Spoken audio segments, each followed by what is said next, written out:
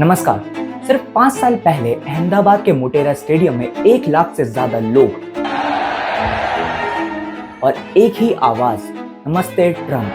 नमस्ते ट्रम्प, नमस्ते ट्रम्प, नमस्ते ट्रम्प। डोनाल्ड ट्रंप और नरेंद्र मोदी एक स्टेज पर हाथ उठाकर दुनिया को दिखाते हुए कि इंडिया और अमेरिका की फ्रेंडशिप सबसे मजबूत है। लेकिन आज 2025 में वही ट्रंप ने इंडिया के साथ क्या किया?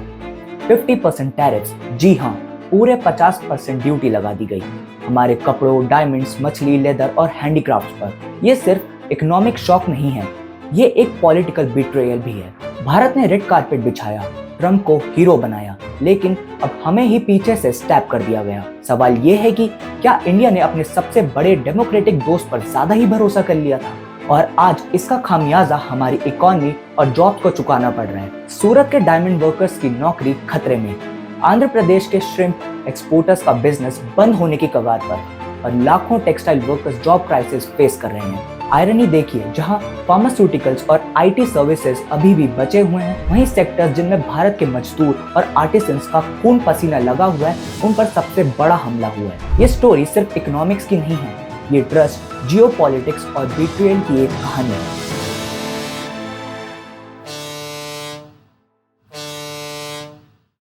चलिए थोड़ा पीछे चलते हैं। 24 फरवरी 2020, अहमदाबाद का मोटेरा स्टेडियम का नाम तब सरदार पटेल स्टेडियम था और दुनिया का सबसे बड़ा क्रिकेट स्टेडियम, और उसमें 1 लाख से ज्यादा लोग एक साथ खड़े होकर चिल्ला रहे थे, नमस्ते ट्रम्प। वहां डोनाल्ड ट्रंप और नरेंद्र मोदी एक स्टेज पर एक दूसरे की तारीफ करते हुए। ट्रंप ने इंडिया को ट्रू फ्रेंड कहा और मोदी ने अमेरिका को ट्रस्टेड पार्टनर बताया। इस इवेंट में कितना पैसा, कितनी एनर्जी लगाई गई थी, सिर्फ इसलिए ताकि दुनिया को दिखे कि इंडिया यूएस पार्टनरशिप अब सिर्फ स्ट्रेटेजिक नहीं, इमोशनल भी है। उस वक्त का मैसेज क्लियर था, इंडिया और अमेरिका की दोस्ती से दोनों इकोनॉमीज को फायदा होगा, डिफेंस टाइज स्ट्रॉन्ग होंगे और एक नए युग की शुरुआत होगी। लेकिन बस 5 साल के अंदर ही वही दोस्ती एक ट्रेड वॉर में बदल गई। यही है सबसे बड़ी ट्रेजेडी। जो दोस्ती इतनी पब्लिक स्टेज पर सेलिब्रेट हुई, वही आज टैरिफ क्राइसिस की वजह से डाउट के घेरे में है। और अब आते हैं इस कहानी के सबसे शॉकिंग चैप्टर पर, टैरिफ सुनामी। दोस्तों, अगस्त 2025 में डोनाल्ड ट्रंप ने अनाउंस किया कि इंडिया के एक्सपोर्ट्स पर 50% तक टैरिफ लगाए जाएंगे। मतलब सिंपल लैंग्वेज में हमारे कपड़ों, diamonds, seafood, leather products, carpets, handicraft सब पर डबल के बराबर ड्यूटी होगी। अगर एक शर्ट $10 में बिक रही थी तो अब उसका प्राइस $15 हो गया, सिर्फ टैरिफ की वजह से। Result, Indian products American market में अनकॉम्पिटिटिव हो गए। इम्पैक्ट साफ है, टेक्सटाइल्स और अपैरल पहले से ग्लोबल कंपटीशन फेस कर रहे थे। अब सूरत, तिरुपुर, लुधियाना जैसे क्लस्टर्स में हजारों वर्कर्स की नौकरी खतरे में है। सूरत का डायमंड कटिंग हब, जहां दुनिया के 90% से ज्यादा डायमंड कट होते हैं, अब बंद फैक्ट्रियों और खाली गलियों का सिंबल बनता जा रहा है। श्रिम्प और सी फूड एक्सपोर्टर्स आंध्रा और तमिलनाडु में $7 बिलियन का बिजनेस कर रहे थे और अब वो कोलैप्स मोड में हैं। लेदर और हैंडीक्राफ्ट्स वाले आर्टिसंस आगरा, कानपुर और जयपुर के ऑर्डर्स कैंसिल होते दिख रहे हैं। और आयरनी ये है कि फार्मास्यूटिकल्स और आईटी, जहां मिडिल क्लास जुड़ा है, उन पर टैरिफ नहीं लगा, लेकिन जिन सेक्टर्स में मजदूर और आर्टिसंस हैं, वही सबसे ज्यादा बैडली इफेक्टेड हैं। एक्सपर्ट्स का मानना है कि इंडिया को इससे जीडीपी ग्रोथ में 0.5% तक का नुकसान हो सकता है। और दोस्तों, ये सिर्फ नंबर्स नहीं है, ये असली लोगों की जिंदगी है। टेक्सटाइल वर्कर्स की रोजी रोटी, डायमंड पॉलिशर की नौकरी, शिम्प फार्मर की इनकम, सब इस टैरिफ सुनामी के नीचे दब गए हैं। और अब सवाल ये है कि क्या ये ड्यूटी सिर्फ ट्रेड पॉलिसी है या फिर फ्रेंडशिप के नाम पर एक ओपन बिट्रेयल। अब एक और शॉकर, टैरिफ्स के साथ साथ ट्रंप ने अपने वर्ड्स का वेपन भी यूज किया है। वही ट्रंप जिसे मोदी जी ने ट्रू फ्रेंड कहा था, आज वही इंडिया और मोदी को ग्लोबल विलेन की तरह पोर्ट्रे कर रहे हैं। ट्रंप के ट्रेड एडवाइजर पीटर नवेरो ने कहा, दिस इज मोदीज वॉर, मतलब इंडिया को ब्लेम किया जा रहा है कि हम रशिया के वॉर मशीन को फ्यूल कर रहे हैं। ट्रंप ने क्लेम किया कि India Pakistan nuclear flare up को उन्होंने अपने टैरिफ थ्रेट से रोका। ट्रंप कहते हैं कि मोदी को फोन करके बोला स्टॉप इट, वरना टैरिफ्स और बढ़ जाएंगे। इंडिया का MEA यानी मिनिस्ट्री ऑफ एक्सटर्नल अफेयर्स इसे साफ डिनाई कर चुका है, लेकिन ट्रंप के लिए ये बस इलेक्शन पोस्ट है। ट्रम्प की डबल फेस स्ट्रैटेजी भी देखिए, कभी मोदी को टेरिफिक मैन कहते हैं और उसी सांस में जस्टिफाई करते हैं अपने लगाए हुए टैरिफ्स को। रिजल्ट, अमेरिका के अंदर परसेप्शन क्रिएट हो रहा है कि इंडिया रिलायबल पार्टनर नहीं है बल्कि एक प्रॉब्लमैटिक अलाय है। सोचिए 2020 में हग डिप्लोमेसी थी और 2025 में हॉस्टाइल प्रोपेगेंडा। यही असली बिट्रेयल है, फ्रेंडशिप का मास्क पहनकर हॉस्टिलिटी का खंजर फूंकना। अब कंपेयर करते हैं चाइना ट्रेड वॉर और इंडिया टैरिफ वॉर को। 2018 से 2020 में ट्रंप ने चाइना पर हंड्रेड्स ऑफ बिलियंस के गुड्स पर 25% टैरिफ लगा दिया था। चाइना ने भी रिटेलिएट करके सोयाबीन्स, कार्स, टेक प्रोडक्ट्स पर टैक्सेस लगा दिए थे।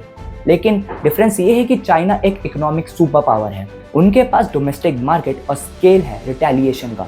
लेकिन इंडिया के केस में वो ऑप्शन नहीं है।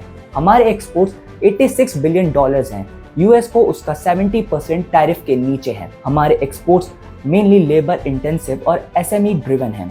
टेक्सटाइल्स, जेम्स, हैंडीक्राफ्ट, श्रिम्प यानी सबसे ज्यादा इम्पैक्ट ग्रास रूट्स लेवल पर। चाइना रिटेलिएशन कर सका लेकिन इंडिया नहीं कर सकता क्योंकि फार्मा और आईटी हमारे सबसे बड़े एक्सपोर्ट्स हैं। वहीं यूएस की डिपेंडेंसी भी है। मतलब इंडिया को टारगेट किया गया कॉम्पिटिटर सुपर पावर की तरह नहीं बल्कि कन्वीनियंट स्केपगोट की तरह। आयरनी ये है कि चाइना ट्रेड वॉर में इंडिया को फायदा हुआ था एक ऑल्टरनेटिव सप्लायर बनकर, लेकिन अब 2025 में इंडिया खुद विक्टिम बन गया है। लेसन साफ है, ग्लोबल ट्रेड में पावर इम्बैलेंस हमेशा चलता है, इमोशनल डिप्लोमेसी काफी नहीं है। हमें हार्ड इकोनॉमिक स्ट्रैटेजी चाहिए। लेकिन अब सवाल ये है, क्या इंडिया स्ट्रेटेजिक अलाय है या कन्वीनियंट स्केपगोट? एक तरफ रियलिटी ये है कि हमें अमेरिका की जरूरत है डिफेंस, टेक्नोलॉजी, जियोपॉलिटिक्स में, लेकिन दूसरी तरफ जब भी यूएस को अपना डोमेस्टिक पॉइंट स्कोर करना होता है तो वो इंडिया को स्केपगोट बना देता है। अब आपको इसके लिए 3 बातें समझनी होंगी। एक तरफ जियोपॉलिटिकल बैलेंसिंग, इंडिया रशिया से ऑयल लेता है एनर्जी सिक्योरिटी के लिए, लेकिन यूएस इसे बिट्रेयल फ्रेम करता है। दूसरा, यूएस हमें अलाय तब तक मानता है जब तक उनकी लाइन फॉलो करें। जैसे ही इंडिपेंडेंट स्टांस लेते हैं, टैरिफ्स और रिटोरिक हमेशा खिलाफ इस्तेमाल होते हैं। तीसरा, यूथ और जॉब रिस्क में है। सूरत के डायमंड मजदूर, तिरुपुर के टेक्सटाइल वर्कर्स और आंध्रा के श्रिम्प फार्मर्स, सबका फ्यूचर अनसर्टेन है। एक्सपर्ट्स मानते हैं कि अगर ये ट्रेंड चला तो इंडिया का इंडो पैसिफिक रोल वीक हो सकता है। असली डिलेमा यही है कि क्या हम खुद को इक्वली अलाय बना पाएंगे या हमेशा कन्वीनियंट स्केपगोट बने रहेंगे। अब सबसे इंपॉर्टेंट सवाल, इंडिया की रिस्पॉन्स स्ट्रैटेजी क्या है? डिप्लोमेटिक आउटरीच शुरू हो चुका है, वॉशिंगटन में लॉबिंग चल रही है, टेक्सटाइल्स और डायमंड्स पर रिलीफ मिले। दूसरी स्ट्रैटेजी मार्केट डाइवर्सिफिकेशन, ईयू और मिडिल ईस्ट में एक्सपोर्टर्स एग्रेसिवली कॉन्ट्रैक्ट साइन कर रहे हैं। गवर्नमेंट ने रिलीफ पैकेजेस भी दिए हैं। सूरत डायमंड पॉलिशर्स को सब्सिडीज, आंध्रा श्रिम्प फार्मर्स को rebates, MSME ministry export insurance scheme ला रही है। एक्सपर्ट्स कह रहे हैं कि लॉन्ग टर्म में एक्सपोर्ट बास्केट अपग्रेड करना होगा। इलेक्ट्रॉनिक्स, सेमीकंडक्टर्स, ग्रीन टेक में पुश जरूरी है।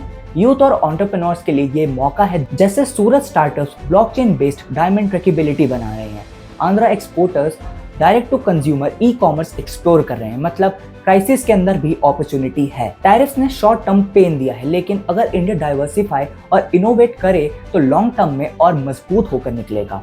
दोस्तों, इस पूरी कहानी का सबसे बड़ा लेसन ये है कि इंटरनेशनल पॉलिटिक्स में परमानेंट फ्रेंड्स नहीं होते, सिर्फ परमानेंट इंटरेस्ट्स होते हैं। नमस्ते ट्रम्प फ्रेंडशिप का सिंबल था, लेकिन 2025 के टैरिफ्स ने दिखा दिया कि हमेशा अपने इंटरेस्ट पहले रखने होंगे। एक्सपोर्ट बास्केट अपग्रेड करना होगा, टेक्सटाइल्स और हैंडीक्राफ्ट से आगे बढ़कर सेमीकंडक्टर्स, एआई और ग्रीन टेक में सेल्फ रिलायंस और इनोवेशन एक्सेलरेट करना होगा। यूथ के लिए बिगेस्ट अपॉर्चुनिटी है ग्लोबल स्टार्टअप्स बिल्ड करने की। बिट्रेयल का मतलब एंड नहीं है, क्राइसिस के अंदर भी एक नया चांस होता है।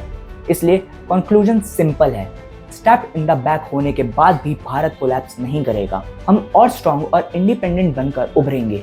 दुनिया को समझना होगा इंडिया स्केपगोट नहीं है, एक राइजिंग पावर है और हमारा यूथ इसे प्रूव करेगा अपनी एनर्जी, स्टार्टअप और रेजिलियंस से। From namaste Trump to step in the back, ये पेनफुल जर्नी है, लेकिन इसका अगला चैप्टर है एक ट्रूली आत्मनिर्भर भारत।